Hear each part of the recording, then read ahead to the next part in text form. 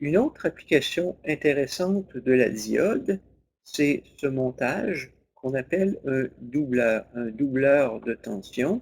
Vous voyez comment le doubleur fonctionne et c'est un circuit qui a envie de vous donner une tension DC qui est égale à 2 fois la crête de la tension sinusoïdale que vous mettez à l'entrée.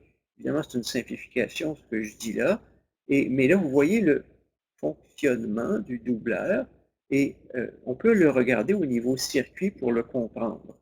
Donc, vous avez 2 diodes, diode signal, tel qu'on l'a discuté dans un autre module de cours.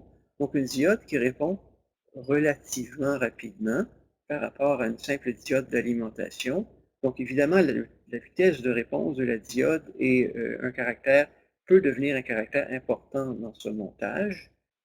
Donc, si vous avez, par exemple, ces deux condensateurs de 47 microfarad qui sont montrés ici, et si on l'analyse, euh, regardons la tension d'entrée, la sinusoïde demi-onde positive, donc j'aurai une demi-onde positive qui est ici, et donc si c'est positif, en première approximation, ça va bloquer D5, et le bon montage va être constitué de C1 et de C2, avec D6 en direct.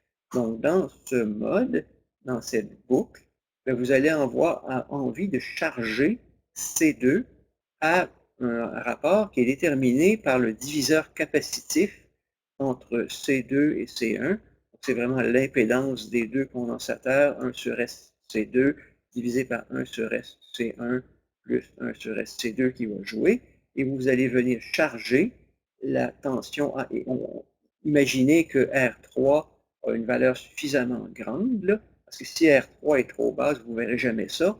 Mais si R3 a une valeur suffisamment grande, à ce moment-là, dans la demi-onde positive, diviseur capacitif entre C1 et C2, vous venez charger out 3 à une fraction de la valeur d'entrée. Si C1 est égal à C2, ben, ce serait 1 demi. C'est un petit peu ce que vous voyez ici.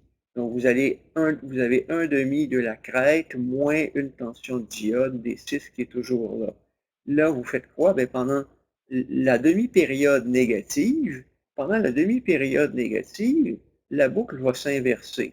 Et là, pendant la demi-période négative, D6 ne fait rien, D6 va être bloqué, C2 va retourner un petit peu de courant à la charge R3, mais 47 microfarads avec 100 kilo ohms de charge, la décharge est très, très lente. Donc, elle n'est pas significative, c'est ce que vous voyez ici, une décharge très lente, pas très significative. Et à la prochaine demi-onde positive, quand la tension positive va être suffisamment grande sur V1, et ben, en fait, j'aurais dû dire une chose, c'est que pendant la décharge négative, en réalité, C1 va venir se charger à une tension moins plus, qui est égale à V crête moins V tension diode. Donc, si j'ai moins plus V crête moins V tension diode, quand la prochaine demi-onde positive va arriver, cette tension résiduelle sur C1 va venir se combiner à euh, la crête ici. Vous allez avoir V crête plus V crête moins une tension diode, moins une autre tension diode. Donc, ça va vous amener à 2 fois V crête moins 2 tensions diode qui, dans votre diviseur élastique. Et vous voyez, vous faites un autre petit coup vers le haut et qui va bien sûr venir dépasser, non, pas bien sûr, mais qui peut venir dépasser, ça dépend des valeurs de C1 et C2.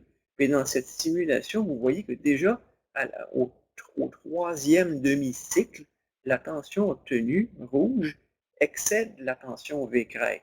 La même chose, le troisième demi-cycle recharge C1 grâce à la crête négative, et à la crête suivante, on pousse un petit coup de plus, puis un petit coup de plus, puis un petit coup de plus. Là, éventuellement, on aboutit à quelque chose qui approche 2 fois V crête, moins 2 fois V diode. Quel V diode? Bien là, il faut voir quelle est la chute dans une diode, étant donné le courant moyen consommé par la charge. Donc, si le courant moyen consommée par la charge est modeste, à ce moment-là, vous pouvez imaginer que dans un cas de figure comme ça, la tension directe de la diode pourrait être autour de 400 millivolts.